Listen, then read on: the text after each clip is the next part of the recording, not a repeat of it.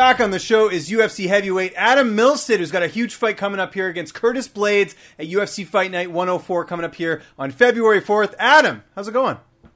What's up, man? How are you? I'm well. I was just saying to you, it's been a while since we last talked, and I was looking on Skype here. It was March of last year that we last spoke, and it's not because we don't like each other, because it's been a while since we've seen you in the cage, and we'll talk about that in a second. But first, for those who don't know you or don't follow you on social media, you have got a cannon of a voice. You can make a second career out of it, really. You're very good at singing, and I saw you got to sing the national anthem there at Pinnacle FC a couple months back. How was that experience?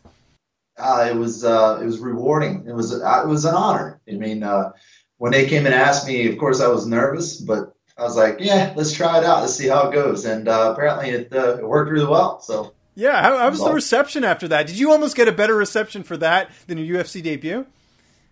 Kinda, actually. I mean, a lot of people were all into it. They were, they got a UFC guy up there who was actually singing a national anthem. So, I mean, even if I was bad, I'm sure they would have went crazy and cheered just like they did. So.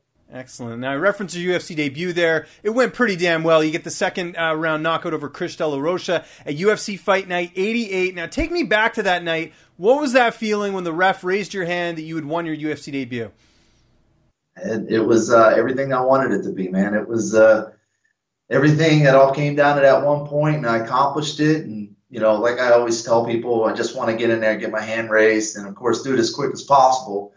Chris is a tough guy. I mean, holy cow, it was tough, but it was definitely a dream come true.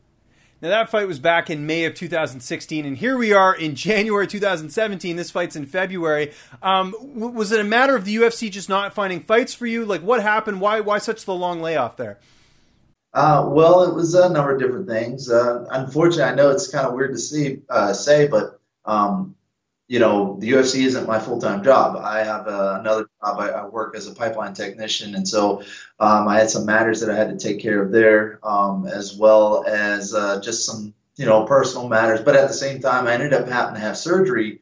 It was rough back in September. Tweaked my elbow pretty bad, and I wanted to go in and get it checked out. And they said I had some huge bone spurs in there, which was probably why I couldn't extend it. And, needless to say, I went in, got surgery, and it's taken a bit to kind of come back off of that where I'm confident enough so I can get back in that cage. I was ready by the end of December, but they kept kind of pushing this fight back because they really wanted to give us a good stage to fight on. So I think Houston's a great card, and, we're going to have a blast getting in there. And I also saw you switch management companies. You're with Iridium Sports now. How did that all come together? Well, it was a number of different things. I have nothing against my previous manager, but Jason House is a great guy. Actually met me out there for my UFC debut. He ended up being there, and ended up just being he took care of me. Like he went out of his way. Wasn't expecting anything. Really, and then after the fight, I was like, "Hey, let's kind of talk a little bit. Let's see. I mean, I know you got a great management, company going, and I want to talk a little bit. I mean, I felt really comfortable with this guy, and Jason has so far done everything that I expected him to do. I mean, plus more. He's an incredible manager." I definitely agree with that, and quite the stable of roster that Iridium has, so it's nice to see your name on that list as well. But let's talk about this matchup here. Kind of a bummer in some ways, because for me, because you guys, I've interviewed you both, two of the nicest guys you'll ever meet. Were you kind of surprised about this matchup? Not from that standpoint, but from the fact that you guys are kind of up-and-comers in the heavyweight division. It seems kind of weird that they pit you both against each other. I don't know where that has come from. I had a tweet go out. I think it was his manager that tweeted me out and said that and I was looking to get on that 207 card. I mean, that's I wanted on that. Ronda Rousey's fighting, coming back, whatever. So I did everything I could to get onto that card, and his manager took it upon himself to kind of call us both out and say, "Hey, I got somebody here for you." And I think it got back to the new matchmaker. I can't think of his name. Mick Maynard? Yeah, and I believe that he just saw an opportunity, decided to go with it. And when they offered me him, I wasn't really thrilled. I mean, you look at this guy, he's a collegiate wrestler. He's got decent striking, but he's big, he's strong. It doesn't necessarily work very well against my style. In fact, this is the worst fight I could possibly choose. But when it comes down to it, you don't really get a chance to choose your opponents. And plus, you get in the UFC, everybody's going to be tough. And you just got to go out there and just fight your best. And that's what I plan on doing. So, how do you feel like you match up against him? Not well. Not well. No, his style plays well with mine, basically. I mean, he's looking for the takedown. He's a heavy guy, and he's got this big blast double he likes to throw, which is fine. As long as we work on how to deal with that, and of course we've created game plans on how to deal with him personally and everything that he does inside the cage, I'm confident with what we're about to go out and do. But on paper, it doesn't look good. And I think Tapology had me, at 16% on possibly winning this fight, which is the first time in a long time it's ever happened. And it makes me kind of feel good because now it doesn't feel like I have any pressure on me. It feels like I can just go out there, if I lose, whatever. But if I win, I get the chance to surprise a lot of people. Interesting. Who are some of the people helping you get ready for this fight? Well, I got I got a new boxing coach. His name is Chris Williams. He's an amazing guy. He's very detailed in what he does, and he's got a great game plan for this fight. And I was so stoked when he wanted to work with me. So we're started working together. I got just everybody around it, in the Pittsburgh area, kind of coming in and putting their 2 cents in. So it's like a big MMA community all coming together to help me out. I got Josh Stansbury, who's going to be fighting soon in Colorado. He's coming in and he's sparring with me and helping me out. Of course, Stipe, and I've got a couple of the guys, Chris Dempsey. So it's kind of all over the place, but at the same time, it's what I need. I got a lot of different mixes kind of mold into one. But it must give you confidence when you get to train with a guy like Stipe Miocic, who's the heavyweight champion, and you can't find a better training partner. The guy's the champ.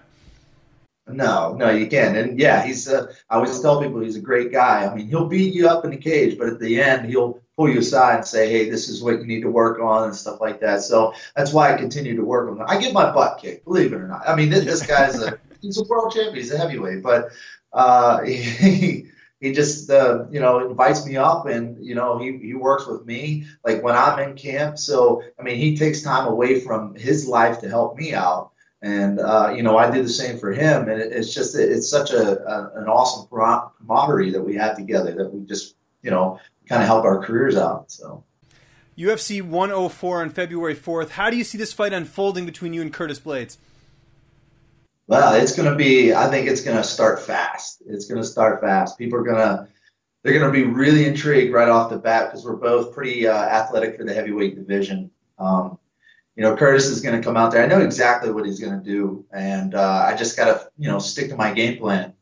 But people just stay tuned because I don't think it's either going to last long, whether I go out or he goes out. But it's going to be a fun fight to watch. I saw on Twitter you reached out to controversial conservative commentator Tomi Lahren on Twitter, offering her a UFC ticket, and I thought it was awesome because I check out Tommy's stuff here and there. I saw that she liked the tweet. Was there any sort of a follow up from that at all?